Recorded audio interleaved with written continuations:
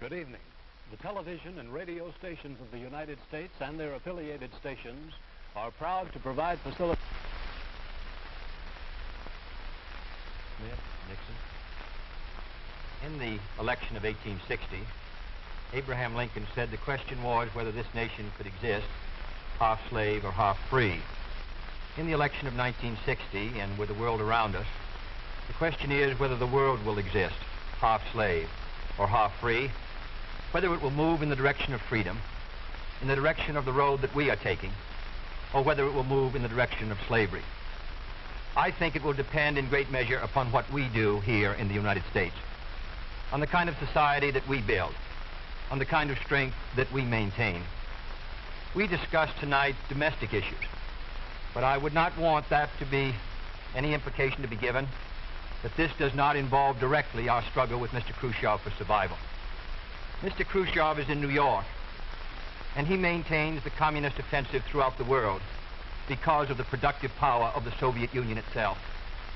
The Chinese communists have always had a large population, but they are important and dangerous now because they are mounting a major effort within their own country. The kind of country we have here, the kind of society we have, the kind of strength we build in the United States will be the defense of freedom. If we do well here, if we meet our obligations, if we're moving ahead, then I think freedom will be secure around the world. If we fail, then freedom fails. Therefore, I think the question before the American people is, are we doing as much as we can do? Are we as strong as we should be? Are we as strong as we must be if we're going to maintain our independence? And if we're going to maintain and hold out the hand of friendship to those who look to us for assistance, to those who look to us for survival. I should make it very clear that I do not think we're doing enough, that I am not satisfied as an American with the progress that we're making. This is a great country, but I think it could be a greater country. And this is a powerful country, but I think it could be a more powerful country. I'm not satisfied to have 50% of our steel mill capacity unused. I'm not satisfied when the United States had last year the lowest rate of economic growth of any major industrialized society in the world, because economic growth means strength and vitality. It means we're able to sustain our defenses. It means we're able to meet our commitments abroad. I'm not satisfied when we have over $9 billion worth of food, some of it rotting, even though there is a hungry world, and even though 4 million Americans wait every month for a food package from the government, which averages 5 cents a day per individual. I saw cases in West Virginia, here in the United States, where children took home part of their school lunch in order to feed their families, because I don't think we're meeting our obligation towards these Americans. I'm not satisfied when the Soviet Union is turning out twice as many scientists and engineers as we are. I'm not satisfied when many of our teachers are inadequately paid, or when our children go to school part-time shifts. I think we should have an educational system second to none. I'm not satisfied when I see men like Jimmy Hoffa in charge of the largest union in the United States, still free. I'm not satisfied when we are failing to develop the natural resources of the United States to the fullest. Here in the United States, which developed the Tennessee Valley and which built the Grand Coulee and the other dams in the northwest United States, at the present rate of hydropower production, and that is the hallmark of an industrialized society, the Soviet Union by 1975 will be producing more power than we are. These are all the things, I think, in this country that can make our society strong or can mean that it stands still. I'm not satisfied until every American enjoys his full constitutional rights. If a Negro baby is born, and this is true also of Puerto Ricans and Mexicans in some of our cities, he has about 1/2 as much chance to get through high school as a white baby. He has 1/3 as much chance to get through college as a white student. He has about 1/3 as much chance to be a professional man, about 1/2 as much chance to own a house. He has about 4 times as much chance that he'll be out of work in his life as the white baby. I think we can do better. I don't want the talents of any American to go to waste. I know that there are those who say that we want to turn everything over to the government. I don't at all. I want the individuals to meet their responsibility. And I want the states to meet their responsibility. but I think there is also a national responsibility. The argument has been used against every piece of social legislation in the last 25 years. The people of the United States individually could not have developed the Tennessee Valley. Collectively, they could have. A cotton farmer in Georgia, or a peanut farmer, or a dairy farmer in Wisconsin or Minnesota, he cannot protect himself against the forces of supply and demand in the marketplace, but working together in effective governmental programs, he can do so. 17 million Americans who live over 65 on an average Social Security check of about $78 a month. They're not able to sustain themselves individually, but they can sustain themselves through the Social Security system. I don't believe in big government, but I believe in effective governmental action. And I think that's the only way that the United States is going to maintain its freedom. It's the only way that we're going to move ahead. I think we can do a better job. I think we're going to have to do a better job if we are going to meet the responsibilities which time and events have placed upon us. We cannot turn the job over to anyone else. If the United States fails, then the whole cause of freedom fails. And I think it depends in great measure on what we do here in this country. The reason Franklin Roosevelt was a good neighbor in Latin America was because he was a good neighbor in the United States. Because they felt that the American society was moving again. I want us to recapture that image. I want people in Latin America and Africa and Asia to start to look to America, to see how we're doing things, to wonder what the President of the United States is doing, and not to look at Khrushchev or look at the Chinese communists. That is the obligation upon our generation. In 1933, Franklin Roosevelt said in his inaugural that this generation of Americans has a rendezvous with destiny. I think our generation of Americans has the same rendezvous. The question now is, can freedom be maintained under the most severe attack it has ever known? I think it can be. And I think in the final analysis, it depends upon what we do here. I think it's time America started moving again. And now the opening statement by Vice President Richard M. Nixon. Smith, Senator Kennedy,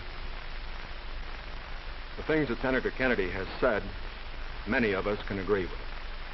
There is no question but that we cannot discuss our internal affairs in the United States without recognizing that they have a tremendous bearing on our international position. There is no question but that this nation cannot stand still because we are in a deadly competition. A competition not only with the men in the Kremlin, but the men in Peking. We're ahead in this competition, as Senator Kennedy, I think, has implied. But when you're in a race, the only way to stay ahead is to move ahead. And I subscribe completely to the spirit that Senator Kennedy has expressed tonight, the spirit that the United States should move ahead. Where then do we disagree? I think we disagree on the implication of his remarks tonight and on the statements that he has made on many occasions during his campaign to the effect that the United States has been standing still. We heard that later. Looking then to this problem of how the United States should move ahead and where the United States is moving, I think it is well that we take the advice of a very famous campaigner. Let's look at the record. Is the United States standing still? Is it true that this administration that Senator Kennedy has charged has been an administration of retreat, of defeat, of stagnation? Is it true that as far as this country is concerned, in the field of electric power, in all of the fields that he has mentioned, we have not been moving ahead? Well, we have a comparison that we can make. We have the record of the Truman administration of 7.5 years and the 7.5 years of the schools. We have built more schools in these last 7.5 years than we built in the previous 7.5, for that matter, in the previous 20 years. Let's take hydroelectric power. We have developed more hydroelectric power in these 7.5 years than was developed in any previous administration in history. Let us take hospitals. We find that more have been built in this administration than in the previous administration. The same is true of there's been more growth in this administration than in its predecessor. But let's not put it there. Let's put it in terms of the average family. What has happened to you? we find have gone up 5 times as much in the Eisenhower administration as they did in the Truman administration. What about the prices you pay? We find that the prices you pay went up 5 times as much in the Truman administration as they did in the Eisenhower administration. What's the net result of this? This means that the average family income went up 15% in the Eisenhower years as against 2% in the Truman years. Now, this is not standing still. But, good as this record is, may I emphasize, it isn't enough. A record is never something to stand on. It's something to build on. And in building on this record, I believe that we have the secret for progress. We know the way to progress. And I think, first of all, our own record proves that we know the way. Senator Kennedy has suggested that he believes he knows the way. I respect the sincerity with which he makes that suggestion. But on the other hand, when we look at the various programs that he offers, they do not seem to be new. They seem to be simply retreads of the programs of the Truman administration which preceded it. And I would suggest that during the course of the evening, he might indicate those areas in which his programs are new, where they will mean more progress than we had then. What kind of programs are we for? We are for programs that will expand educational opportunities, that will give to all Americans their equal chance for education, for all of the things which are necessary and dear to the hearts of our people. We are for programs, in addition, which will see that our medical care for the aged is much better handled than it is at the present time. Here again, may I indicate that Senator Kennedy and I are not in agreement as to the aim. We both want to help the old people. We want to see that they do have adequate medical care. The question is the means. I think that the means that I advocate will reach that goal better than the means that he advocates. I could give better examples, but for whatever it is, whether it's in the field of housing, or health, or medical care, or schools, or the development of electric power, we have programs which we believe will move America, move her forward and build on the wonderful record that we have made over these past 7.5 years.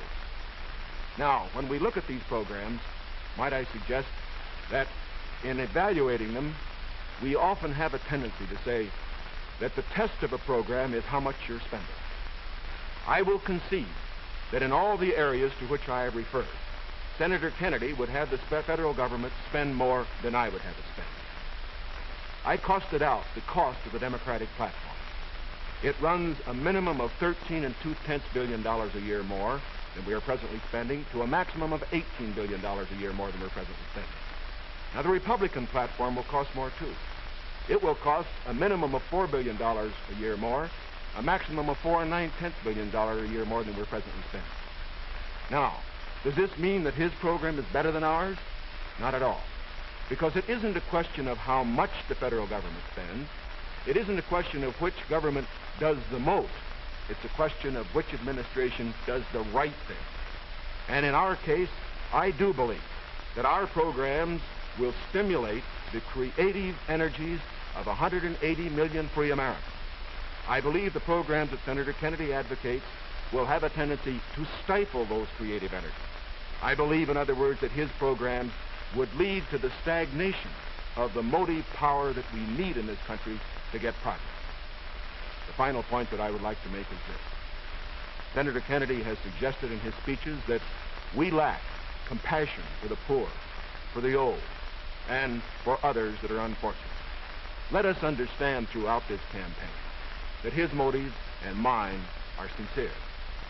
I know what it means to be poor. I know what it means to see people who are unemployed. I know Senator Kennedy feels as deeply about these problems as I do. But our disagreement is not about the goals for America, but only about the means to reach those goals.